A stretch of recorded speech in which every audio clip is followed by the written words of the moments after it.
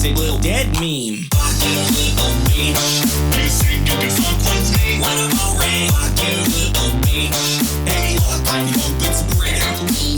Hey everybody, welcome to the Snark Tank Podcast. It's me, Chris, Ray, Gunn, and I'm here with two other people. Say hello. Hey Peter, my name's Tom This Sweeney, again? and I'm here to talk to you about some funny things on the internet and in the world. Do you think we're in 2010?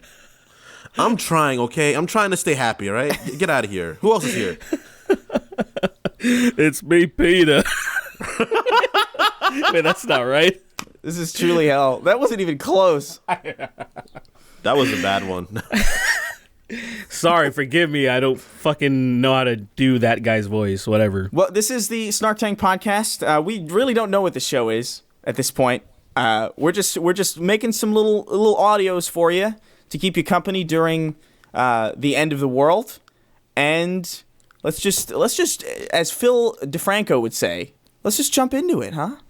Let's just jump into it. There's actually a lot of shit happening recently in the last couple days. There's been a lot of internet happenstances that I think are vaguely worth paying attention to, if not just solely because they're just really strange and baffling and interesting on a base human what the fuck is happening level. I'm sure most of you know about this Katerino business. Oh, man. Don't let me get started. That's hilarious. So listen, initially, whenever something like this happens, and we'll fill you in, if you don't know, we'll fill you in. But initially, whenever stuff like this happens between a YouTuber and if it involves a YouTuber and their relationship, I typically just don't really care about it because that's already so inherently personal that it's what business is none of our business. Yeah, what business is this of mine really, and what do I care really? Yeah. But it gets to a certain fever pitch with certain things with certain things that kind of become unignorable. So, dude, she was like Goku with the fucking Dragon Balls, man. She was just hoarding all of them.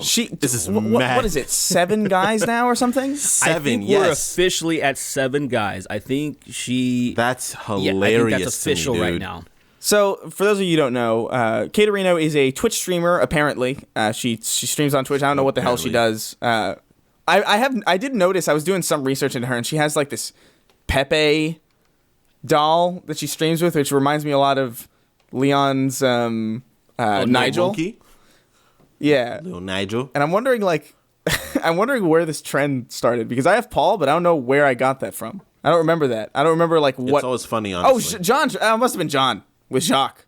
But anyway, she's a streamer, and she was apparently in a relationship with CallMeCarson, who is a YouTuber who's he's a pretty funny guy. I met him at PAX briefly. He seemed like a good dude, real chill. But apparently she was dating 7 other people at the same time, or 6 other people. Yeah, it was pretty crazy. Dude, okay, so what it seems like is that she was dating her manager, and she was messing around with CallMeCarson, obviously getting all that sweet clout.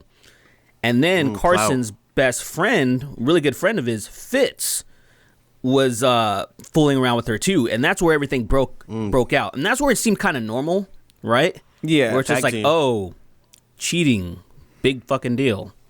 Yeah, and then everything. Yeah, else if it was just that, I don't think I would have given a shit because it's just this I don't know. That's so then much they of dug theirs. into the lore of it. The lore of it, you realize that there were so many more people, double the amount of people we knew initially. It's actually insane. It's insane. It is.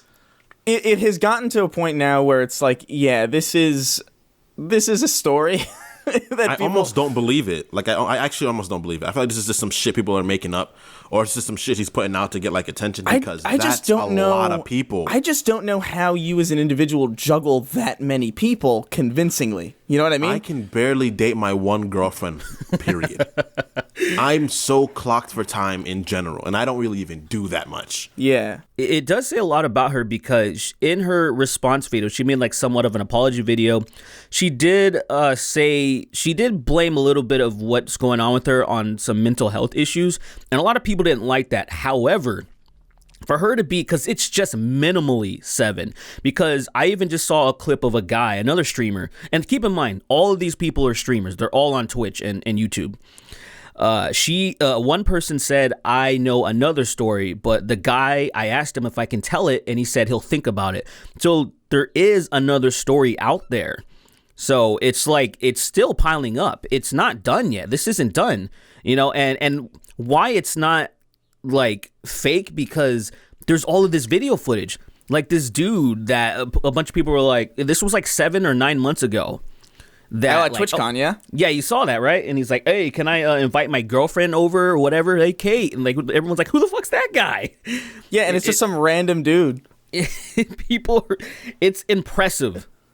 It's fucking impressive that it's gotten to that point. It's just, I don't know, man. It's almost the level of manipulation skill and the level of just the mastermindedness of being able to convince that many people that you're dating them. That's some Sherlock Holmes It's shit, man. almost- Like, you know how many texts you probably get in a day? Like, it's insane. It's just, and like responding, and it's almost impressive. Like, I almost respect it by just how, It's like, how do you, impressive. I because just how don't do you like do it. that? I can't pay attention to a single person. Like, I you're have pretty bad. trouble. I have trouble just paying enough attention to a single person, let alone convincing 7 people that, you know, that we're dating. Like, that's so wild. one person. I'm in a relationship with one person right now, and it's so difficult. I mean, yeah, that's very true. That's I mean, I guess that's why you've been in a relationship for like what, 3 or so years now? Yeah, nearing 4 now. 4 now? Yeah, that's like non-existent to me. To me, that's like, how the fuck do people do that shit? Because I don't know. I have somewhat of the same issue as Chris, where just really paying attention to one person, but not to the extent of Chris though. Because like just an example, yesterday I was like, hey Chris, let's do this musical collaborative effort. You know what I mean? Like, it's something that I've been seeing on like Instagram a lot, and then YouTube. I'm like, and then he said he's down. And then I asked him a question, a follow up. I didn't hear shit from this motherfucker. I was like, okay, never mind. I guess we'll try. I had to think about it. Honestly, Chris is like one of my closest friends, and if we didn't live together, I feel like we would talk maybe twice a month at best. It's really bad. Maybe. Like, I'd be like, hey, dude, you all right? And he'd be like, a week later, what's up? Dude, man, What do you you know what it is? It's just like the backlog of all of the people that I have yet to respond to. I am so deeply overwhelmed by all of it. That's not an excuse, but like I have my emails are like I have 100,000 emails. I don't know, man. Just something about keeping in touch with people is just stressful because there's so many people. Yeah. Dude, now imagine this. Okay, this is a funny thing. Imagine if one of those emails are like, hey, we wanted you to head design on Halo Infinite, and you never check that email. Dude, I bet there's a bunch of those.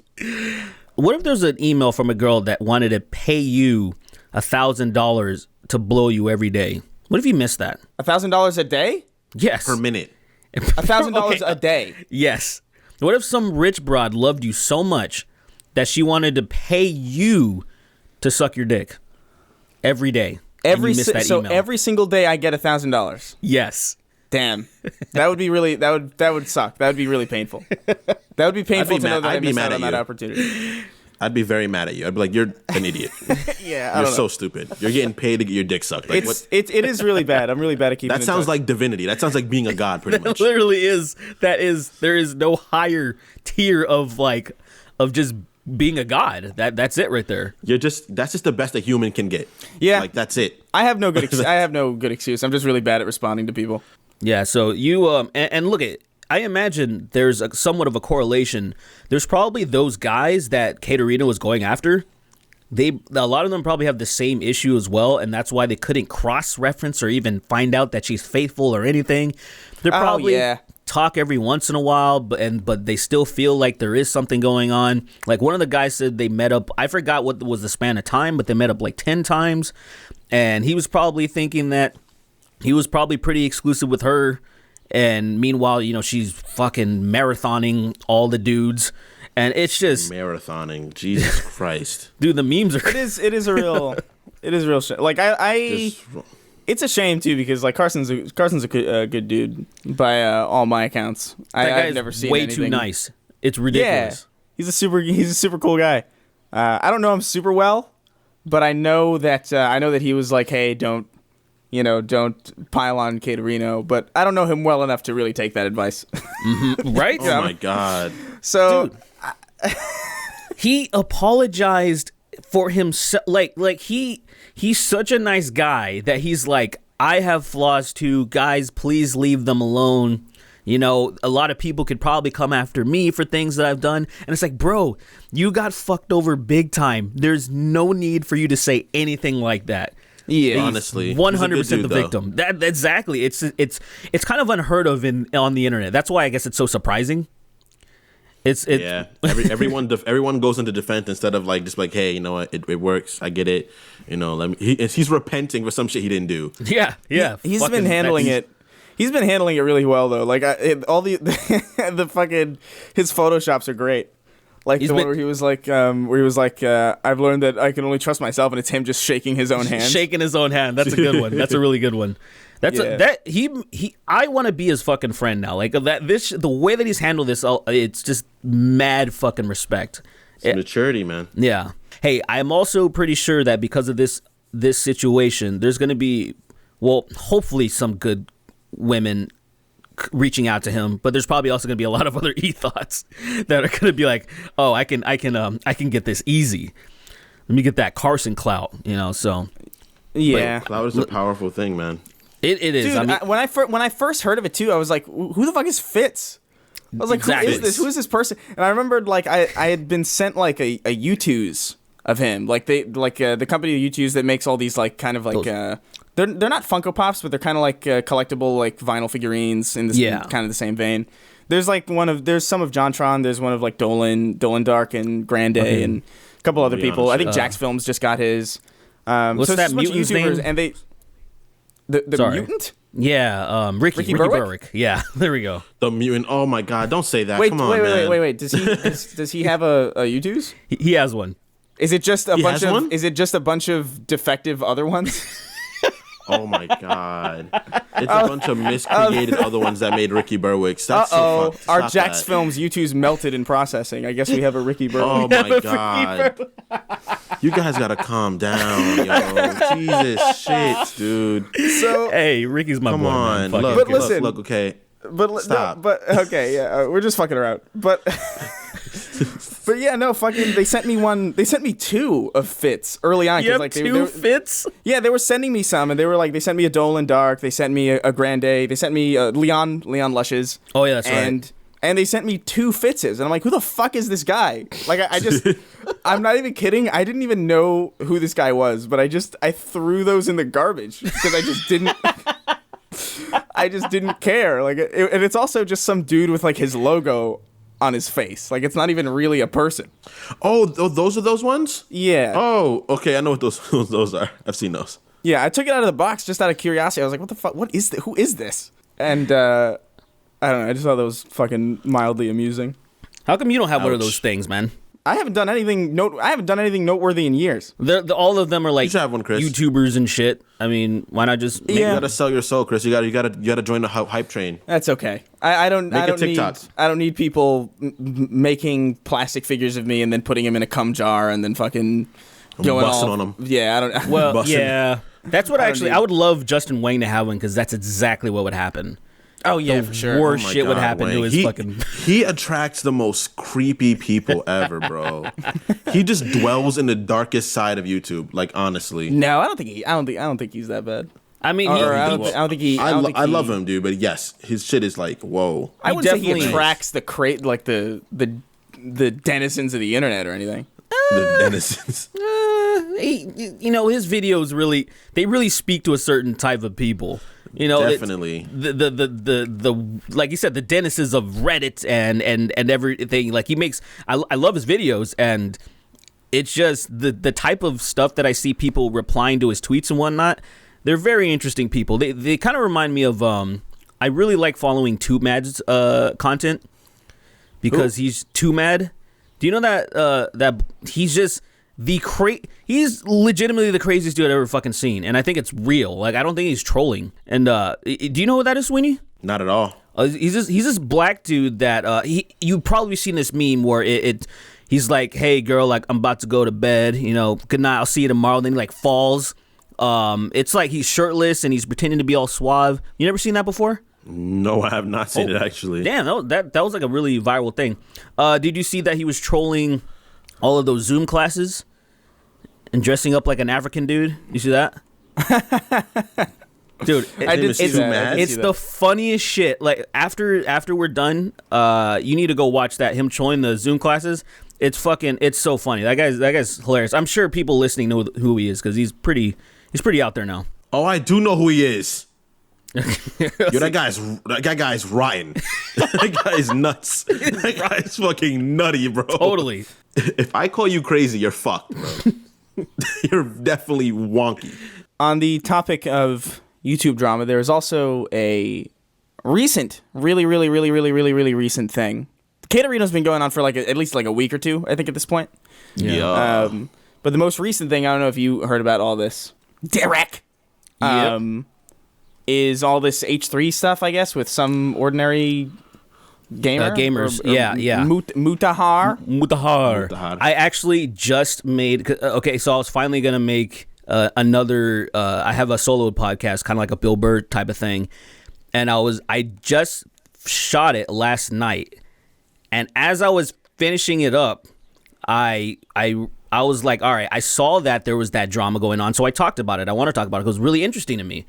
And I saw that the videos that Muta made, they were down, like the ones criticizing Ethan. And so I was like, and I was like, I was like, fuck, he's probably going to make a response video. And then sure enough, when I checked, it was up, and then I had to scrap it. And then I made another one this morning. I just actually published it. So it's been, nice. I gotta say, I just want to say this, that I can't believe how quickly the beef was kind of resolved. It was so just squashed with Muta making his apology. He basically, the timeline, right, was Muta made a video calling out H3H3 for saying he was donation shaming Jeff Bezos. And then the video turned out to be factually incorrect, and Ethan called him. Well, he didn't call him out. He sent proof on Twitter showing that, oh, no, I never did that. When I talked about Jeff Bezos, he hadn't even donated yet. I was speculating if he was going to donate or not. So that was the extent of it. And essentially, Muta made a follow-up video, kind of, instead of apologizing, he said that he did take an L, but he also said, he gathered like 10 W's. So it was still very egotistical and very ooh, that wasn't the best response. And I think that kind of triggered Ethan to make a fucking 30-something minute response to Muta. Yeah. And I watched it. Yeah, it was a pretty huge video. Yeah, a bit longer than it needed to be, I think. Yeah, agreed. He was definitely charged, so that's why he had that one for so long. And I totally get it. Really upset. I totally get it because I love it when people come at me for shit that is just so factually incorrect. There's a gleeful anger in it. Because it's like, oh my God, I just get to just be right for 100% of the time here, and it's going to be easy. I've definitely done that before, and it's a very liberating feeling to work on a video like that. But also, that video definitely could have been a lot shorter. There were a lot of repeat edits that just went on too long. It's like, I don't know. I like Ethan as a person, but just trim it up a little bit. Trim the fat a little bit. A little bit. I will say that, you don't...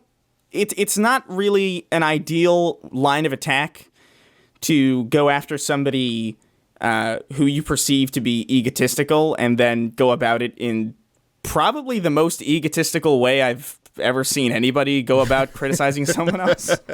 Yeah, it was very much so stroking yourself, and it was weird. I don't know. I don't really have a problem with either of these people. Yeah, but I got such an air of it didn't feel like Muta was confident so much as he was just kind of braggadocious and kind of self-congratulatory. It did not feel like a confident takedown of somebody else's take or opinion. It felt a lot more like I'm going to kind of make myself look real good Yeah. And it was like really strange. It was like, don't. It's like the worst line of attack you could possibly. It was definitely a little weird, and what I speculated is that because I've seen a handful of Muda's videos and I thought they were good. This one was so like I was like, where did this come from? And what I'm speculating is that the Ethan hate train is extremely lucrative. So I felt like it was like a really good opportunity to go hard in the paint because. There was a video that came out, like a long ass video by this dude named Gokanaru that came out. Yeah. And then that was the thing that got Ethan a lot of criticism. And so it's always been kind of, dwelling in the background. But it wasn't until the whole iDubbbz and Anissa OnlyFans thing happened where Ethan came out and defended iDubbbz, where he was like being hypercharged. Like he was really angry to the point where Hila was even like, hey, maybe you should calm down. Yeah. And he's like, no, I'm not going to calm down. And so that kind of, I would say that was Ethan's fault by, he didn't need to do that. He didn't need to do that at all. And so it's kind of like he's having also kind of a hard time staying away from this shit too. You know what I'm saying? Like he has every right to respond. Obviously, he's his own person. He can do whatever he wants. Oh, for sure, yeah. But that was I felt the same way watching Muda's video, where it was like, this is kind of uncharacteristically like the level of like you could feel like anger in Muda's video, and it didn't feel like the situation really justified even like a fraction of that anger. Like you definitely could have gone about criticizing Ethan in a way that was a lot less passionate. It was not so much passionate, but it's like I think it was just charged. I think passionate's a pretty good way. It's like it's weird to be passionate about somebody making fun of Jeff Bezos. Like it's just such a weird, like even if like I'm not even going to say that Ethan didn't donation shame, because I'm almost kind of certain that I feel like he had to have at some point. Well, because I actually, sorry to cut you off, but there is, and this is why I respected Muda when he apologized, because there was a clip of Ethan kind of shaming him a little bit, kind of like throwing some shade when the Australian fires were going on. Jeff Bezos donated $1 million, and it's only like 600,000 US or something around that. And they were kind of like, is that like a good thing? Is that like kind of shitting on him a little bit? But even Muda was like, come on, guys, I fucked up. Like, just drop it. Yeah, because that's the thing. It's like, even if he really did, like, the thing about this whole situation is that Ethan could have been so much harder on Jeff Bezos, and I still don't think I would have given a shit. You know what I mean? Like, it's just same. Like, who cares? 100%. Like, it's not that big of a deal. In my video, I also said that I know a guy that went to jail for 11 years for attempted murder. He came out and became an upstanding citizen. He's now like, he has a family. He's doing great things for himself, has a good job. And I'm saying, like, the fact that people are acting like Ethan's worse than someone who tried to kill someone, you know what I'm saying? Like, there's people that have done some genuinely horrific things in life, and I feel like they do deserve shame and ridicule. But, like, Ethan... Oh, what did he do? He had a bad interview with Bill Burr. He says some shit he has some bad takes, and all of a sudden he's like this. Oh, he's the worst. He's the worst, man. I can't trust him anymore. He fell off, and I'm like, I don't know, man.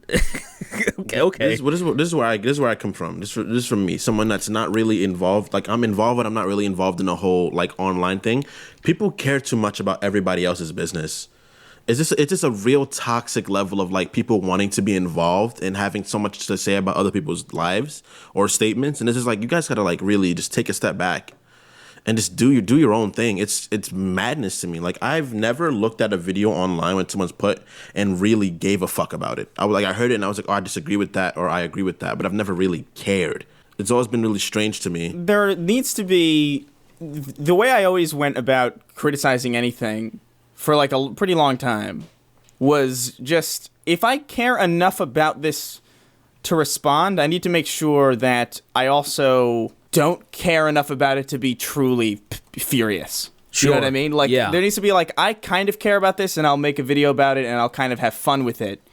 But the second the passion goes beyond entertaining is kind of the moment where it's like, okay, well, this either needs to be a very crystal clear, very, very concise, very well-reasoned video, or it's just not going to happen. Yeah, I agree with that. And that's how I try to operate most of the time. And I can really only think of one time, and maybe there's more, but one where I was genuinely mad, and I'm talking about like I tried recording the video 3 or 4 different times, and I was still just angry, was when Zoe Quinn, basically her lying got that dude Alec that she used to work with, that indie dev, like that dude like killed himself because of all the ridicule he was getting, because she made up allegations that he assaulted her and abused her, and it was all fake, to the point where there's, as they say, receipts of them still being cordial on Twitter. She's that stupid to where she made up all this shit, and there's proof that they weren't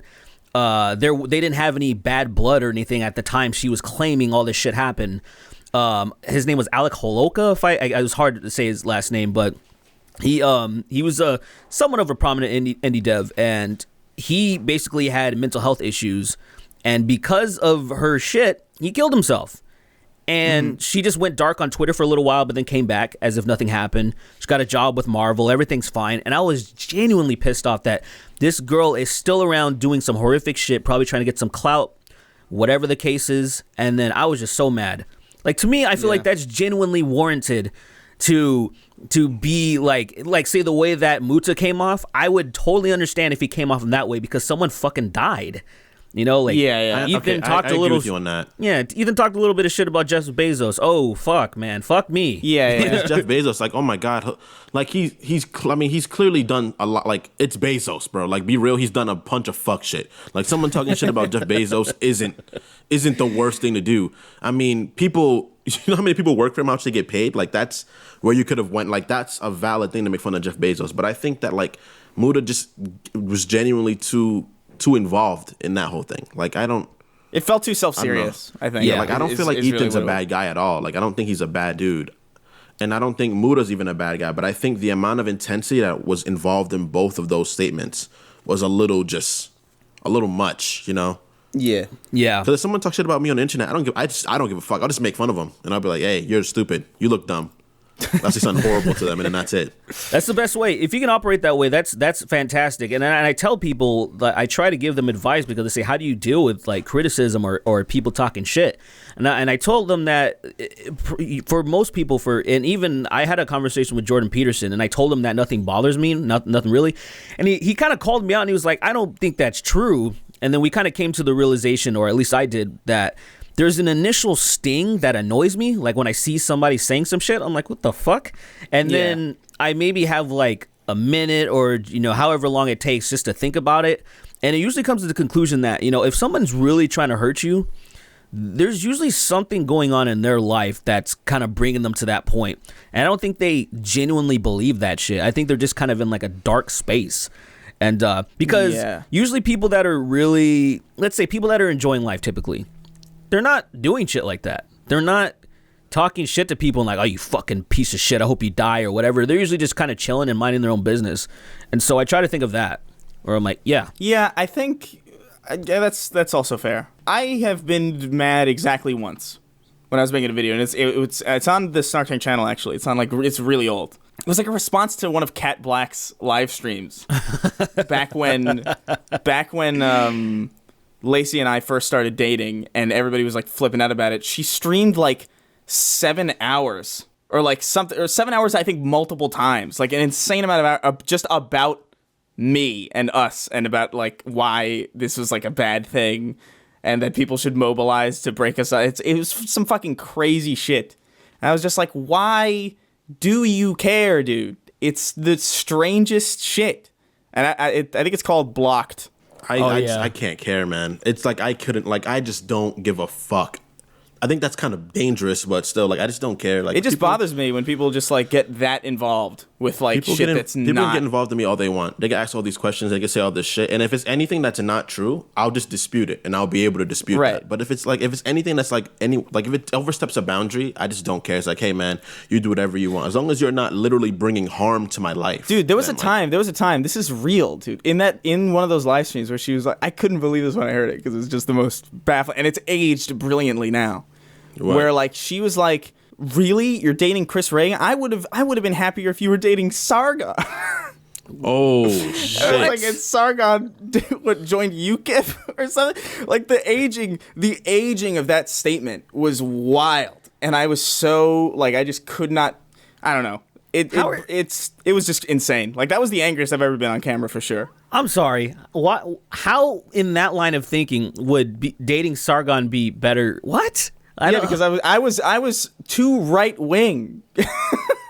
Then the comedian guy that makes the parody music videos and shit and does the recaps. That guy's he's way more right wing than a. Okay. I don't know, man. I don't know. Cool, man. She was crazy. Like I don't know what the fuck she's doing right now, but like I'm sure it's very sane. You know, when I was active on when I was active on Tinder, she had a profile and she was like, rarely you would see on Tinder there would be a verified check mark on there, which I didn't even know what the fuck that meant. I just like maybe you're involved with the company or something, but she was like actively on Tinder, and I was just like, oh my god, like I have to match with her. You want to know something You want to know something hilarious? This is true, and this is on video. This is on Elvis the Alien's channel. I did a Tinder trolling episode with Elvis, where Elvis made a Tinder profile for me and acted as me, and I made a Tinder profile for Elvis and acted as Elvis. Yeah, and I, as Elvis, matched with Cat Black. Oh no shit! I must have forgot about that because I definitely saw that video. And it was wild. It was a wild coincidence. I couldn't fucking believe it. The simulation is fucking broken, man. It was. I could not believe my luck in that moment. That's dude. That's great. I got to go back and watch that. As I was actually wondering. Somebody tagged me on Instagram saying, "Hey, do a Tinder trolling with Elvis." And I was like, tell that nigga to fucking start it up again because like he hadn't made it in fucking forever. It's been a while. But I guess he put out a tweet saying that people have been asking who should I do it with, and that's why people were asking. And I was like, good, because that shit is so funny, especially the episode with Bunty. Like that was Bunty's great. laugh. It's just. I think I saw that one actually. It's one of my favorite. It's one of my favorite videos. It really is one. I've probably seen that video like at least 5 times or something. I really like it. It is a really good video. It's good. So I'm excited for him to bring it back because that's a fun concept, dude. Just fucking with people on Tinder. It is a good idea. Elvis is really good at just finding formulas that work really well. I wish I was half as good at that as most people are, but Elvis is like particularly good. Like just people ruin everything as a concept is so simple. It is. Even though it's literally like the most basic idea possible, but he just made it so if anybody tries anything like that in the future, it's automatically going to be like you're an Elvis. You're doing Elvis's thing. You fucking Elvis. It's like, clone. damn, dude, you got a monopoly on making fun of fucked shit. Like, how do you do that? Yeah, that's so good. It's insane. Brilliant. Yeah. It's madness. That good on him. I would love to have some the only thing that I have, and I thought about it. I started Twitter trash in 2017. I was like, I can't believe I'm still fucking doing this. Like it actually kind of I didn't realize how long I was doing it, and it's definitely not as popular as it used to be, but it's still, every once in a while an episode will perform pretty well, and I was like, I can't believe this is actually I didn't think that it was recurring that much. I for some fucking reason thought. I don't know what it is. I'm losing time and track, and I'm losing my fucking mind, and it's actually kind of concerning me. Yeah. The closest thing I had was the musicals. That was like the one that would always explode. Oh yeah. And then it got so tiring. Yeah, they're a lot of work, dude. It was just such a fucking insane. Like they were all basically like cartoons. Like I had people fucking like storyboarding them, and I was just like, this is a lot. I'm tired just thinking about asking people to do this. I feel you. We got through pretty much most of what we had to say, I feel like, about that shit. I'd imagine. Yeah. Let's see. We got some questions from I was waiting for this part. From this our is the best part beautiful of the show. patrons over at patreon.com/the Podcast. No, it's not the Snark Tank podcast. It's not? Really? No, it's just the Snark Tank on Patreon. I fucking work on this thing and I don't even know what it's called. I'm inept. Mike Childs wrote in. You know what's funny? I'm not even sure if that's a joke. I think that might just straight up be his name. I know, he's like, fuck, Last man. name's Childs. What is weirder, hand fetishists or foot fetishists? Foot. Are hand fetishists a thing? Is that a real thing? Probably. Probably. People are fucked up. People are broken. I can attest to. I dated this girl in 2018, and she told me, yeah, if you had bad hands, I wouldn't be able to date you. And I was like, what? I've never heard of that. But apparently Bad some hands. people, if your hands look gross or something, I guess it offends them. I don't know. That's not fetishism though, is it? That's just like. I mean, like if you were dating, the foot thing isn't a fetish either. Then no. The foot thing is a fetish specifically because the people with foot fetishes fetishize the foot. The hand is just like, let's say you were dating somebody, right? And you talk to them on Skype every now and again, or like you talk to them on Discord, and it's like, oh, we should meet up. It's like, okay, I can't wait to pipe you. And then you meet up in person, and you meet up at like a fucking Chipotle or something, and then she has fucking Jack Skellington decrepit fucking witch hands, and they've got like varicose veins, and the knuckles have like jagged edges. I'm sure that's something that might at least make you want to turn the lights off, or at least imagine someone else's hands. All right, so that's very true. Your argument has base in it, but what I'm saying is that reaction would be the same if they had very hideous feet too. Because No. But the feet are more hidden than hands are. So that's one thing for sure. But the thing is that if someone has very decrepit hands or feet, for me, I'm gonna be freaked the fuck out. Because that's just weird. That's a part of your body that looks like it belongs to a fucking zombie. Right. So I'm gonna be scared, obviously. But the hand is unavoidable. The hand will always be in play. In any kind of physical altercation like that. Look, I hear what you're saying. I think that, and I guess I didn't really probe the situation and ask her, oh, are you like, do hands turn you on? The only reason why I assume they do, because I don't think she meant like some deformed, disgusting hands. I think it was probably something that was something that we wouldn't have thought of. Kind of like, say, when I see feet, I just think they're feet. But then there's the people that are really into feet that even a normal foot that looks normal to me, they think that, ew, it's gross, it's symmetrically this, or the pinky toe is that. I'm like, what the hell are you talking about? Feet are disgusting, actually. I think feet are disgusting. I will say, like, I met a girl in like 2015 with horrendous hands. And it did play a part, and I was like, you know what, I'm not gonna like, there was clear interest shown, and I remember turning her down specifically because I just couldn't imagine dealing with those hands. I couldn't imagine someone with really bad hands. It's like, hands are so like, you know it when you see it, man. Yeah, I feel like that's definitely the case. That's all I can say is like, you just know it when you see it. Yeah, I hate feet. I hate feet with all my heart, dude. Like, I just don't think I think feet are gross. I don't think feet are gross. They're just I just feet. think they're like, nothing. They're just feet, yeah. I think they're gross. I just don't like feet. It's like knees to me. It's like, oh, you like. I don't like people's feet touching me. I don't like when people's feet touch me, I get I literally like, don't do that again. So if somebody kicked you, you would be like, don't do that again, weirdo. Oh, yeah, more so. Even more so. I'd be like, hey, dude, stop. I'd be double angry. So I got kicked and their feet touched me. I don't know. Feet are like ugly, but they're not like. They are. But they're just not attractive. I don't even say they're just like not attractive. They're not appealing. Yeah, I don't understand. Yeah. I don't understand why people are into them, but I mean, I think it's just. You think it's like, what is this? Some genetic disposition? Like, what do you think? What is it that like when people it's just different things, dude. It's just different things, man. It's people just are hardwired differently. That's all it is. Yeah. Yeah, that's what I'm like. If you like feet, fuck, whatever. Do you? Real quick question: do you guys think necks are attractive? No, I don't think. I'm not saying this for myself. I don't think necks are attractive, personally. I mean. A neck can a neck be not nice? I guess a neck can be not nice. Yes, I mean, there's definitely gross necks. I mean, you could have a swollen fucking, like chin neck. Like one of the fucking like frog looking necks. Yeah, there's definitely gross necks for sure. I've definitely seen nice necks, I guess, but it's really just more of. I feel like a neck is just more complementary to the overall composition of a person. Yeah, you know what I mean? Where it's like they just enhance it. Yeah, where it's like, oh, that looks appropriate, matched with that body and head. Yeah. So it's fine. Whereas if there was some like mismatched like fucking bullied child fucking around on Sim's neck, You know, my that might be a God. problem.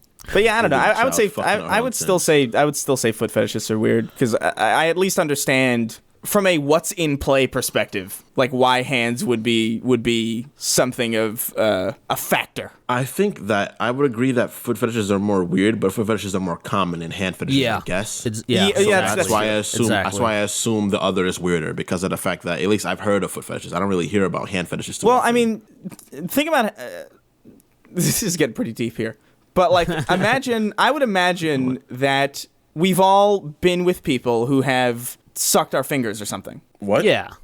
What? Yeah. You never put your hands in a girl's mouth? Yeah, and I she like simulates fellatio on your finger. Yeah. No, because if she's gonna do that, I'm like, I'll just whip out my pipe. You're so weird.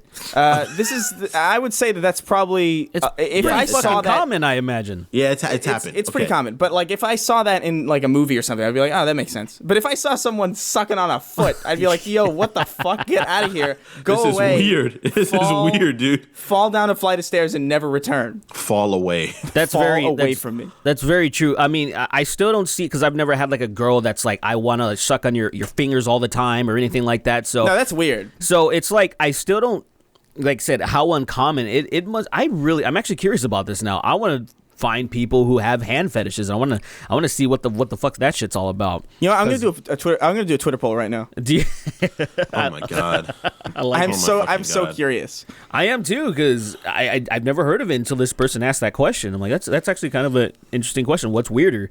I think because of the uncommon factor of a hand fetish, I guess that's technically weirder. But I definitely Yeah, I agree guess. that fucking liking feet is Strange. objectively weirder. Like just because feet are just, I mean, they're in socks all day. Feet are overworked. Feet are stepped on. We sweat through them. We always put a bunch of hot shit on them. Make them. It's just everything about feet is You know like, what? yo, dude. We got to move on. I hate this conversation.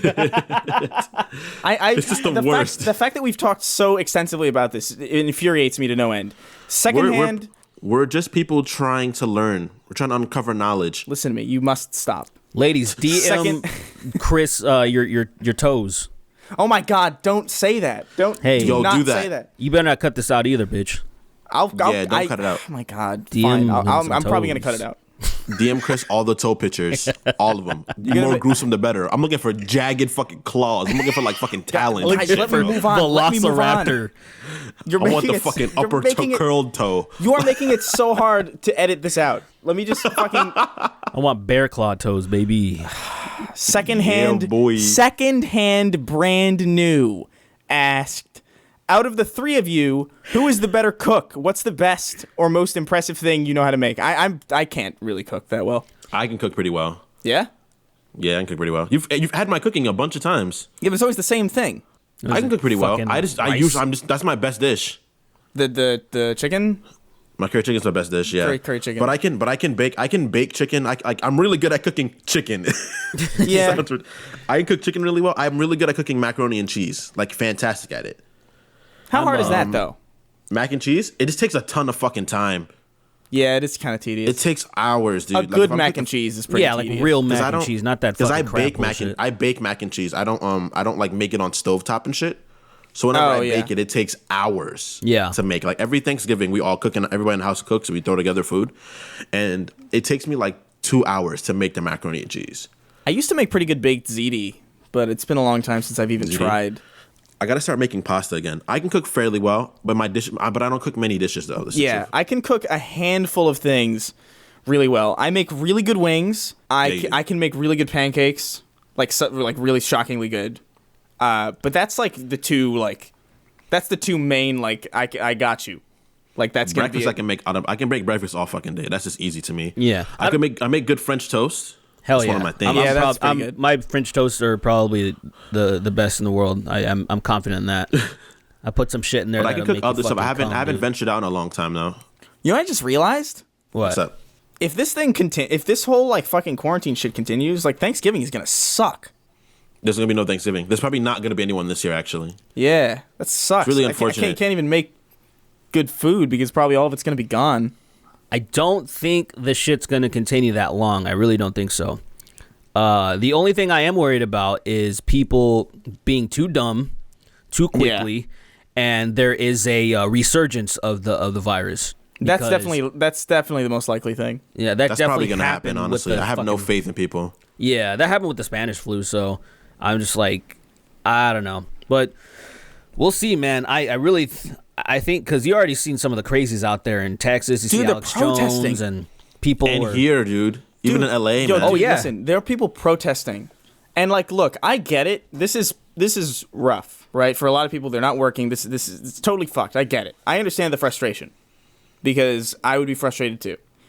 But protesting in large groups during a fucking contagion is probably the stupidest thing I think I've ever seen. Ever. Honestly, in person or on the internet, anywhere. Insanity. And honestly, like, this is going to sound fucked, I guess. Because I've had a couple people tell me, it's like, oh, that's real mean, Chris. I swear to you, if you're out there protesting this and, like, gathering in large crowds to protest this quarantine, if you get sick, do not go to the hospital. You do not deserve it. You should not qualify for fucking medical assistance after you've just willingly put yourself and everybody else at risk. Fuck you. Go away. Actually, straight up. I agree. Those people are gonna kill people that don't need to be killed. They are completely insensitive, inconsiderate, and they're just not worth. They're not worth the money or the time spent on helping them survive. Honestly, I just can't. Totally agree. I can't with it. It's just so fucked. It's just such a fucked up thing. Because then it's like a matter of just like, oh well, you were totally fine being a complete frivolous imbecile before it affected you. That's the kind of thing where it infuriates me because it's kind of like this level of hypocrisy where it's like, oh, you know, fuck this quarantine, but also like, oh no, I'm sick, someone help me now. It's like, well, what the fuck? What do you expect? You know Are what upsets stupid? me? You know what upsets me the most is the vast majority of these people that are protesting are they're conservatives. You can see how they're coming out dressed and everything. You know, Trump signs and other Yeah. stuff that it kind of shows you who they're affiliated with. The Right, thing that yeah. makes me the angriest is that the vast majority of those people I just assume are pro-life. They're like, you know, hey, stop killing the babies and all this shit. But when it comes to this virus killing people, they don't give a shit. And I'm like, Yeah. you can't be pro-life and you're mad that people are trying to save lives. That's it just that's a infuriates famous me. George Carlin. That's a famous George Carlin bit too, where it's like it is. Yeah, they want to protect the babies so they can live to be dead soldiers or something. yeah. Like a really, really great. God, I miss Carlin so much. I would kill to hear what Carlin would have to say about like right now. Oh, 100%. It's insane, dude. Look, if you're outside right now, you have to understand what you're getting into, and you shouldn't be allowed inside afterward. You need to be kept outside forever. And it's like not, a fucking dog with fleas. Like, and- just don't and- come back in here. And look, it's not a fear thing. You know what I mean? Like people mistake fear with preparedness, and it's like, listen, you can go out and you can do the things you need to do, but you need to just be mindful and careful. Like I understand if you're just not affected by this at all, then it seems like completely alien. You're like, what the fuck are people freaking out about? But I know people who have it. I know people who are not doing well with it. I know someone who passed away with it, dude. Yeah. So it's like, it's I know not, someone who passed away with it. It's really bad, man. it's not this hypothetical thing. It's not like a conspiracy thing. Like this is a real. Bro, it's 5G, dude. Shut up. It is 5G. Actually, never mind. It is 5G. Yo, if it is 5G, bro, Can you the world's imagine? gonna change, bro. Can you fucking? That's it. Can you Something imagine? bad's gonna happen. Can you imagine? Oh my God! Some kid downloading fucking Flappy Bird 2 through a man, and then he fucking passes away in front of him. It's insane. The data from Flappy Bird 2 killed my uncle, and now I have to. Yo, if I'm it's going to actually prison. 5G, the planet's gonna be different. I'm gonna be. I don't even. That is so inconceivable to me. It would be like how would that like how would people how would they handle that information that somehow those conspiracy theories were 100% correct, like even though against all odds? That's just the beginning. That's just the beginning of the storm. That's just one small part of what's gonna happen afterwards. Yeah, there's gonna be big fallout. I'm not typically the kind of person who, unless it's like for the sake of entertainment value, I won't dig my heels in if I'm wrong on something. So if that actually did happen to be the case, I'd be like, well, I guess, well, look at that. I guess I'm just a complete fucking moron. Yeah, I'll admit Like, it. I'll be like, I'm you're stupid. just- I'm a fucking idiot. Because you have to. Because otherwise, you're just like, what, are you going to pretend like you're not wrong? Oh yeah. Yeah, when you're wrong, there's another thing I don't understand about people, particularly internet people. When they're wrong, they don't admit they're wrong. You gotta admit you're wrong when you're wrong. Like, I will- like be an adult. Like, come on, it's like you're wrong. I wonder how many people do it for the sake of just kind of... Because I definitely have arguments a lot. And a lot of the times, I know that I'm wrong immediately. But I'll just have the argument because I just think the act of arguing is kind of fun. And like just inherently entertaining, and it's just like a way to pass time for me. Ah, You're interesting. maniac. You're. But for me, like the whole North argument, right? We were arguing that, right? And literally in the middle of the conversation, you could see me realize how wrong I was, and I was like, "Fuck, Oh yeah, the North conversation. I'm wrong. I'm wrong about What's that." the North conversation? Only goes, What was So we Oh my had. God. I don't remember what the context was for this. I think we were just hanging out, and I think Gabby was recording us. We were arguing about whether or not you could infinitely go north. To which the obvious answer is you can't, because You can't north go north. the north stops.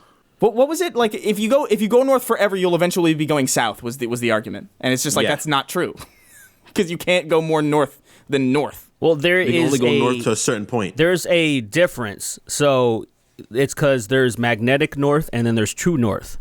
Right. That's true. So Also. basically, there is at a technicality, you can always go north at a technicality. But you wouldn't. But magnetically, you can absolutely not, because you can only you will go to magnetically north. You will stop at the North Pole, or you will fucking stop in the south. I totally agree. Right. I totally agree. Like, say, once you reach the magnetic the North Pole, once you start going past that, you're going south, because South, now you're going to yeah, be you're no heading longer towards going- the South Pole. So I understand what Right, you're saying. For me, I understood the idea that you could head the direction that was north infinitely. But the thing is that it will no longer be actually north. You'll be heading that same direction, but you'll no longer be heading. It's a semantic. northward. It's a very semantic. It's semantic. Argument. It's very semantic. But it got heated. Yeah, we were screaming at each other. It was really bad. It was really, really bad. But then I admitted I was wrong. In the middle of the conversation, I put my hands over my head, and I'm like, "No, I'm wrong." So No, what is this? obviously, Derrick is the best cook. Is what this? Yeah. Oh my god. Yeah. Are you a good cook? Actually, I don't know if we answered that or No, not. I didn't say shit about it. Wait, did I say? You something? said you make bomb French yeah. toast. Oh yeah, I did. I did say that. But I do too, though. I made good. French- I bet French my toast- French toasts are better. All right, tell me your recipe, man. Tell me your recipe. For French toast. Okay, really easy. Okay, it's eggs, milk, preferably wheat bread. I'll take white if I can get it, but preferably wheat bread. Honey wheat, it's a real bomb, and then some cinnamon, a little bit of sugar, and then vanilla extract, man.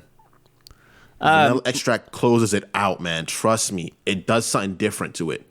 Mine's relatively Trust. similar, but I got to use artesian bread. Artesian bread, okay. It's fucking. It's so good. It's just really. It's just much fluffier. I think there's just more of a they leave it in a little longer, or maybe a little more yeast or whatever the fuck they use nowadays. It's just really complements the it just makes it better. It's kind of like, say, when you make fries, you can fucking fry any potato you want, but if you want to make legit French fries, you use Yukon Gold. So it's just like one of those little things. It's insane, dude. Like, trust me. And you know what makes, dude, trust me, guys. Vanilla soy milk makes the best pancakes. I don't know how it happens. I don't know why, but the best pancakes, vanilla soy. Trust me. Try it, guys. I gotta say that my kryptonite in life is I can't make pancakes. It doesn't make sense. They always come out fucked up when I make them. Even if I have they have pre-made batter, and like those you can you just shake the thing and pour it in the pan, they still come out fucked up for me. And I can bake cakes, I can make lasagna, but I can't make pancakes. It's just my weakness. Pancakes are weird because they're like I really, can't make pancakes either. they're really simple, but they're really like fickle. So you got to be like real specific with like the heat and like what you. Because I usually make them with every time I make pancakes, they have like a golden kind of crust to it. It's almost like a pizza. I go around the rim with butter, and then it gives you this like fucking crazy like delicious crunch, and it's so good. And I've never had it like that anywhere. I love when that little crisp is there. Like my stepmom or whatever, she would make the pancakes like that. They would have that little crust. She was like an expert at that shit. And There's no other way to make pancakes, in my opinion. Yeah, dude, we got to go to this one place when all this shit's over in downtown LA. There's the pantry. It's been around for like fucking forever, and I've never tasted a better pancake anywhere in my entire life. And I've eaten pancakes. I thought this one place in Florida was like, oh, they were the shit, but this place is ridiculous. I feel like, and no joke, I think they're putting drugs in their pancakes. Because the response your brain gets when you taste them, it doesn't seem like just normal fucking sugar and spices or whatever. It seems like LSD or something has been mixed in the batter. Oh my god! Because you're like real addiction. Because like it's so good. That's sick. It's so ridiculously good. I question what's in there, and I guess it wouldn't surprise me. It is LA. Yo, dude. Honestly, the best pancakes I ever had in my life was someplace in it was in like LA proper. It was this random place, like a big pancake house where like it's really super crowded, and it's near Vine Street, and they have such good fucking pancakes there, man. They're huge, they're good, and they're not that expensive. They got the crisp. Yeah, dude. The crisp is like insane. The crisp is the deal breaker. It's insane, dude. It's so good. Because like I can deal with like the cartoon looking, IHOP pancakes. They're fine, I guess, but that crisp really like fucking sends it. I'm getting so hungry talking right now. You're telling me I'm gonna fucking go order pancakes after this shit. Fuck me. Yeah, let's move on. I'm starved. Yeah, let's move on. Zach Fox official wrote in, "Hey, how's it going, my fellow beans and homies?" I don't know what that means, really. I don't know what that means. I'm new to the Snark Tank Patreon and hope to support you for the long haul. Question for you all: if you had to pick between, God damn it, being a furry or having erectile dysfunction, what would it be? Why? What would you choose? I would. Oh man, fucking. I'm leaning towards erectile dysfunction. Me too. I'm leaning towards it, man. That's a little harder. Furries for me, are just furries are so confusing to me. Furries took something really important from me, and I'll never truly forgive them. What did they take from you? Werewolves, man. They took them from me. They stole them from me, and I'm so bitter to this day about it. Like I'm really upset about it. How they made something that I thought was so cool just weird. I just made it weird, and it's like, damn, man. I might have to go with. It is a hard decision, but I think I might have to be a furry because I don't want to live without erections. I don't want to. There's medicine for erectile dysfunction. There's no medicine for furries. Exactly. Well, okay, if we can use Cialis and shit, then I'm all day. Then I'll do ED. Well, yeah, I'm gonna be the Cialis king. Call me Captain Cialis because I can't become a fucking furry. It's like real hatred, bro. Call me Aurora Morcialis. Dude, I feel like the furries are like the fucking elves in Lord of the Rings, and I'm like the orcs. I just can't forgive them. I just can't do it. Like, no matter how much I try, there will always be a little bit of seed of just disdain. I get it. Here's the thing, too. I'm just going to go ahead and assume that just based on being a human being, you're probably going to get erectile dysfunction at some point anyway. Like, that's just how the human body works, right? Like, at some point, like, it doesn't work. Like, I imagine, like, around, like, 60 or, like, 70 or something like that. Probably is not really working all that well anyway. That's something that's an inevitability anyway. But, like, if you were guaranteed to become a furry, that's like a world that I don't think I could deal with. I agree, especially now that we discussed that you can use boner pills. There's no way in hell because there's no way. Who's gonna? If you're like, oh my god, that's so fucking raunchy. That is so fucking dank of a fucking statement. Holy shit, bro. Who's gonna fucking? I mean, legitimate question. Come on. But no, yeah, he never said you couldn't use, like, if there was some provision that you couldn't use boner pills, then it would be there would be a more spirited debate here. But more spirited, but still, it would still win. Yeah, I think I would probably still win. But the thing about me is this: look, my penis has been so reliable, that having erectile dysfunction would really fuck with my mind.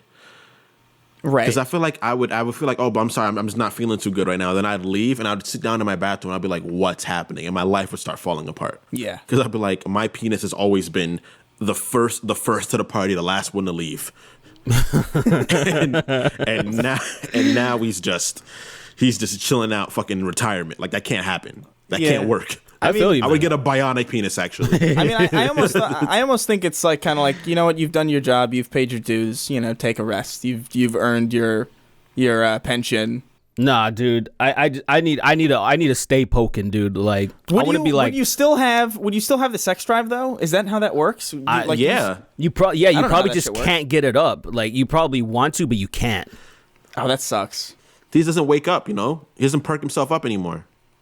I just kind of assumed that you just wouldn't care because it wouldn't. I think when you're old, probably, but like if it was right now, I don't think you're. I think because you still have a lot of testosterone, and one of the reasons why your dick goes down is you don't have those hormones that much anymore. But I feel like, say, you know, ED is a problem for some young men, but I think it's more of a psychological thing, and I'm assuming that's what this situation would probably be. Just since we're so young. That's hell, dude. That's got to be worse, man. Erectile dysfunction. That's such a weird thing to think about because, like, I'm gonna be 26 at the end of this week, and like, that's alien to think of like possibly happening. Well, 26 isn't that like calm down, like. No. I'm saying like I'm still young. I'm still a young man. I still understand that, but like that the idea of that being a future to me, because like I remember when I was in high school, that shit was a bother somehow. Often I would get fucking erections. Oh yeah. And then eventually in life, it's like, man, I'm just not getting them anymore. What's up? Did you ever, whenever like the bell rang or whenever class was dismissed, did you ever just like sit there for a couple extra? Yeah, I would either sit there or I would adjust it so my belt would be pushing it against my pelvis, and I'd walk out a little weird. They're like, you're standing awfully straight up, Kingston. I'm like, yeah, I know. I would just sit there and wait, and people would be like, "You all right?" I was like, "Yeah, I just got a headache. You know, I'm not feeling too good." Nah, see, I was pretty good. I usually wore hoodies. I started wearing hoodies like all the time when I was 13. So then that problem was kind of. That's a cheat code. Yeah, so that was great. However, when I got into high school, I just stopped caring. I got to the point where I'm like, you were I got a that fucking kid boner. that walked around with a fucking boner. Oh yeah, 100%. Like I didn't. Oh give my a shit. god. I'm afraid of people getting. I literally, if I touch someone by mistake, especially a woman sexually, in like a place like if their leg, if their back, or something like that, I'm like, oh my bad, I'm sorry, did not mean to do that. Please don't get me put in jail. I locked eyes with a girl once by accident, and I waited until after school to kill her because I didn't want her telling anybody that I locked eyes with her. Like I was so scared. Okay, you're a monster, but What? I definitely I don't even hug women actually. What? I don't even hug What is women. wrong I with you? Oh, come on, that's it. I don't. I actually don't because I'm like I just don't need this. I don't need this static right now. What the fuck is wrong with you? You Because don't people hug are women? bad. People. I don't really hug women, honestly. Gabby's one of my best friends. I've never hugged her once. Really? What's wrong Never with once. you? I give Gabby high fives. That's it. That's so weird. That's really That's it. strange. I don't hug women because like I don't want to touch you. You know? That's Don't hug oh my women. god, that's just paranoid at that point. Ew, That's, you have a vagina, gross. I don't want to touch you. Ew, that's disgusting. Yeah. Where are my boys at? What does that say about your girl? What is she? You don't like vagina? What's going on here? They're usually kind of icky. No, I'm kidding. Okay, Zach Seaworth wrote in. I'm done with this. I'm fucking done with it. Zach Seaworth wrote in. You guys talking about Mass Effect made me want to boot it up again. Are there any nostalgic games you guys have been wanting to go back to for a while but haven't? I would say Mega Man Legends. That game. One that you've been thinking about? Yeah. I actually, because I realized that I never even finished the sequel, and I was like, shit, I got to do it. So I actually have I have the second one now, but then I thought it's been long enough to where I haven't played the original, so I should go back and play that first. And so I have been thinking about that. And that's one of my favorite games. It's probably in my top, and it's definitely in my top 10, maybe in my top 5. Yeah.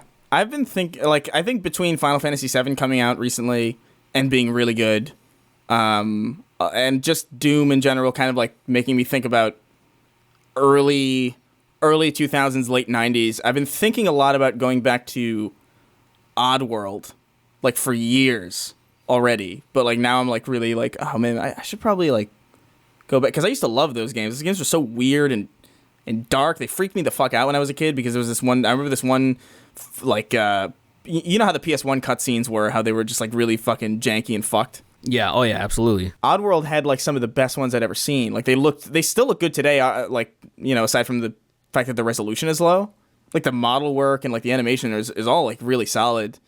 But there was this one scene where like one of these like Mudokons, one of the aliens, turns around and looks at the camera and his eyes are sewn shut. Oh my god! And it's like the most visceral. It was like on par with like the zombie in like Resident Evil 1 turning and looking at you when you go down the hallway. Oh, I love that shit. That's a I love that classic shit so much. That shit fucked me up, because that hallway looked exactly like the mezzanine in my apartment building in Yonkers. So that shit fucked me up like way back. I couldn't even start Resident Evil 1 until I was like, I played that game. I saw the zombie turn around at me. I was like, that's my fucking building. I can't do this. And I waited, I think straight up, about 10 years before I played it again. Oh, wow. Yeah.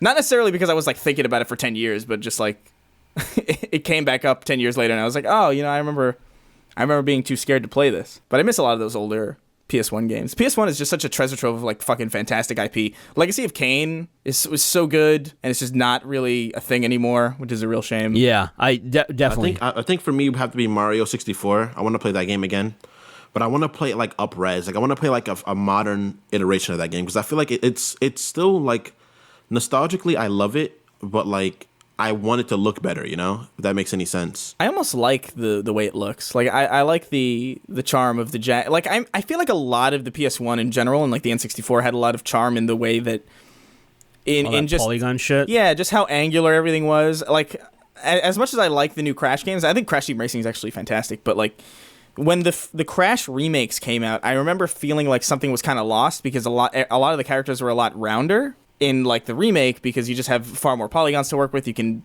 make circles more convincingly.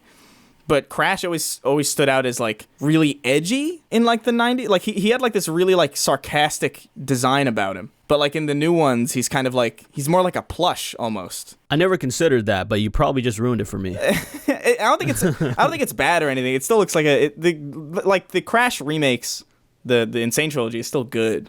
He looks very furry. Yeah. He just looks like an anthropomorphic creature. But like in the original games, he looks like this, like he has just all these sharp lines, and his mouth is like digging into his face, because it's, I don't know, there's something like really deranged about the way Crash looks. I just fucking said looks. Jesus Christ. Looks. There's something really deranged about the way Crash looked in the PS1 versions of the games versus like his more modern kind of cartoony vibes that I think is kind of lost. I think I want to play Halo 2 also. I want to play Halo 2 again. I want to play through Halo 2, Super Mario 64, and then I think Chrono Trigger. Those are the 3 games.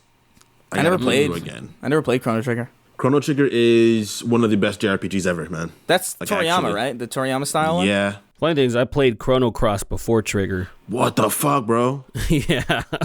Bro, Chrono Trigger made me cry, like, bro. Chrono Trigger made me fucking tear up. It's like a pussy, but yeah, it made me cry. Yeah, absolutely.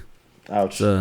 Thanks, Derrick. Yeah, come on, man. That's. I've definitely teared up at some video games. I'm trying to think of like what made me terrible but anything. I can't think of anything. Mass Effect didn't make you tear up ever.